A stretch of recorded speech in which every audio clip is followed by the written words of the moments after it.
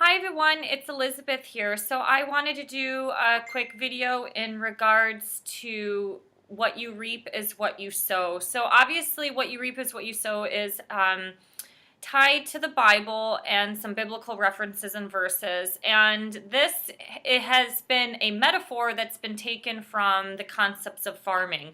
Farming and agriculture has been extremely important for humans in terms of survival. If we didn't have it, we wouldn't be alive or exist today because most of our nourishment comes from the fruit, vegetables, produce, grains, things like that come from the earth. And so if you think about what you reap is what you sow, a farmer sowed seeds during a certain season and harvested the benefits of the rewards that come from the seed, which would be the fruit, the vegetable, etc., from another season. So basically, a lot of this is tied directly to consequences and actions. So your actions have a consequence. And obviously, if you sow good seeds out in the universe or within you and your spirit, you will reap that benefit. If you do the opposite, like sowing bad seeds within society or to other people, that's going to have a consequential action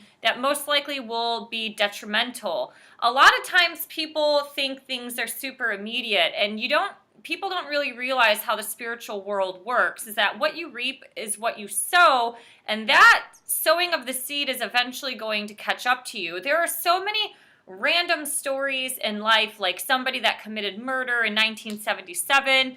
They thought they lived scot-free for 35 years, and then all of a sudden got caught for what they did, 30 years ago in 2017. So these things are really weird, like why it happens. I don't know the divine timing of things. That's part of the mystery of life. But I just wanted to kind of talk a little bit deeper about what you reap is what you sow. So Galatians 6:8 talks about you reap what you sow holds true both positively and negatively. So the verse is, whoever sows to please their flesh from the flesh will reap destruction. Whoever sows to please the Spirit from the Spirit will reap eternal life.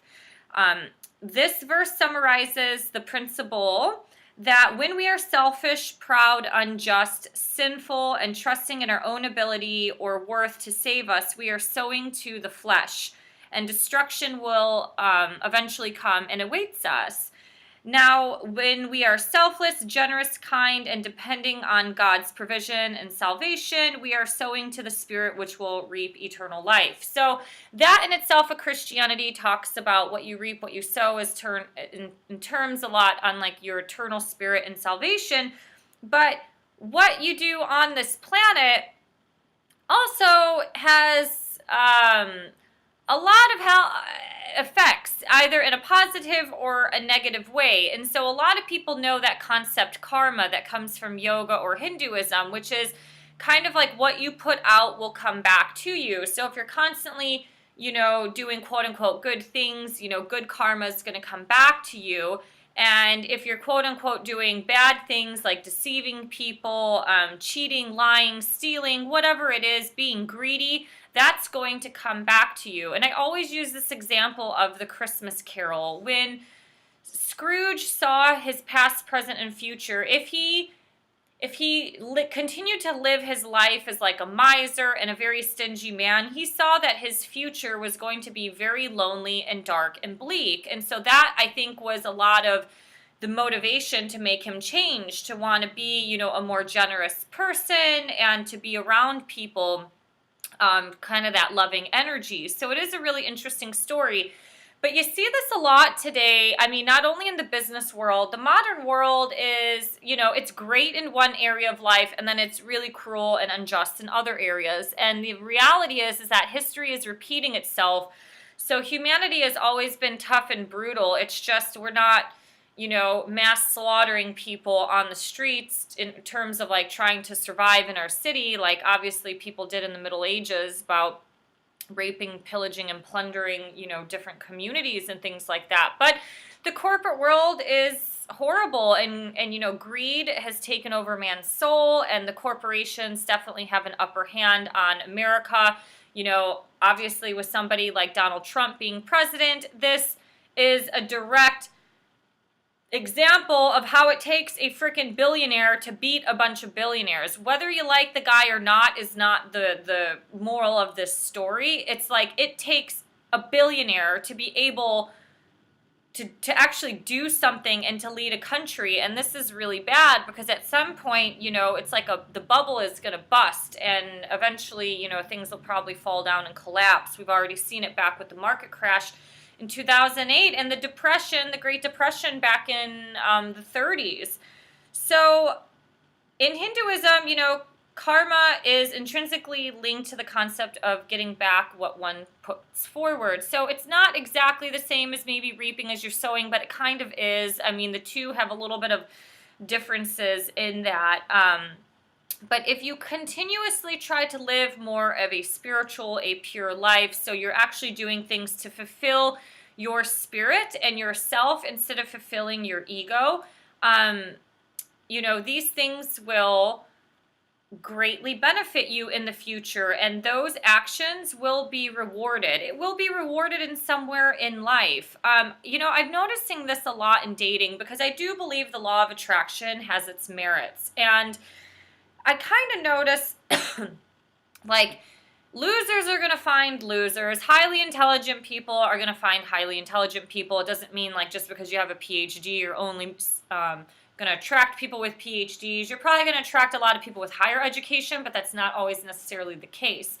So, you know, athletic people will find athletic people. Somehow we are all drawn to people of like minds and with like activities. But the irony is, I noticed this in dating where it's like, I've seen this happen in a lot of people's lives where they become really selfish in some form of a relationship, or they're dating somebody and they kind of want to dangle a carrot in front of his or her face. Meanwhile, they're messing around on the side, or they have all these other options that they're not really honest with that one person up in their face and being transparent and open. Like it's going to blow up. And I've seen this happen. It blows up in their face because you can't fool God, and God knows exactly what's in your head and your heart. And, you know, if he's like our ultimate security camera, he sees it all. He sees you messing around with that person there and that one there, and then you're lying and deceiving to this one over here. So the irony is, like, when you do a lot of these things out of being selfish, or trying to be sneaky and too elusive and stuff like that, you know, these things will catch up to you because you are not reaping positive seeds in any form of healthy relationship. And I do think God or the universe, whatever term you want to use, is no longer going to let, you know, codependent or bullshit relationships happen. There will always be these type of things, you know, where somebody marries an alcoholic and stuff like that. But I really just think that we are in some form of a paradigm shift where healthy relationships is obviously needed and it's part of the future. And your lessons will come in life by having something blow up in your face. And I've used this before. It's like I've tried to live my life in a sense of purity. And I remember a guy asking, this is like over a year ago, right freshly after kind of like separating from my husband. So I was in no point of dating anybody. But this guy, he kind of followed me out of a pool one day. And I just kept running into him in the city. And finally, you know, he was like, we exchanged numbers and he wanted to meet up. And so I was like, okay, well, what works for you? And he said, I'm only available between Monday through Friday from 11 to 3. And I was like, well, that's weird. How about Thursday night? He's like, oh, that's booked. So I'm like, okay, something's off here. Like my intuition was like, this is off. And I just put it out to the universe, or God, I was like, tell me the truth. And you know what? I ran into him twice within a couple weeks, holding hands with another woman. So obviously this guy had another relationship happening. And the one, like, I drove by him. And then the other one, I actually saw him sitting there eating ice cream with his girlfriend. And it's like, obviously, I could have done something with that, but I didn't. I just let it go. It's like the truth gets exposed. And, you know, he thought he was trying to be sneaky behind his girlfriend's back, and he got caught. Though he didn't publicly get caught, it's like I still caught him. So what you reap is what you sow. And I do think, like, people who are trying to mess around in relationships, this always, always, always people always get caught. the truth always gets exposed. So we need to take this concept a little more seriously, because some of it is linked to having a fear of God, which a fear of God can be good and it can also be bad. There's two sides of every coin. I mean, if you have a fear of God to where it inspires you to live a more healthy and pure life, I think that's a good thing. But we shouldn't be so fearful of God that we're just, living our life thinking we're a sinner and like, oh, we're horrible people, because that is not going to do anything for you or humanity. So if you want a life that is better, you have to realize that when you're doing shit, especially out of selfishness, darkness has you 100% by your head and your heart. When you want to do things for the betterment of you, for your personal gain, whether that's getting a job or getting a relationship or getting 3 different girls, whatever it is, it will always blow up in your face and come back to you. And you know what? You should be somewhat fearful of that.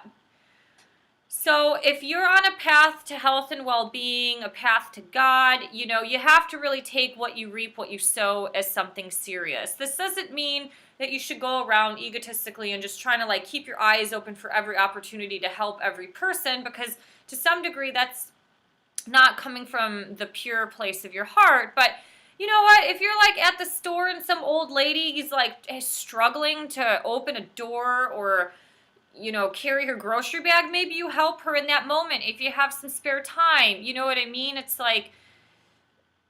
there is a lot of truth to this. And so we just need to take reaping what you sow a little bit more seriously. And I do think that if you believe in the laws of karma, you can change your karma by living a better life and treating people better and not doing things always from a selfish standpoint or for you to have a gain. And that's what a lot of today's conditional relationships are. We have fake news, we have fake people and fake relationships. There's so many people that want to friend you just for some benefit and gain, whether that's to take knowledge from you, to learn from you, just to have a warm body to be by their side because they're bored, but they have no intentions of, pursuing you as a potential romantic partner.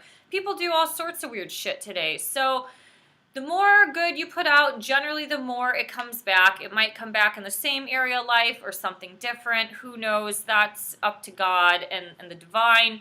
But anyways, these are some thoughts that I have. Please share your thoughts if you'd like. And thank you for subscribing to this channel. You can help me build it if you subscribe. You can also support me on Patreon if you believe in my message and my voice. Thank you for liking, sharing, and subscribing. Bye.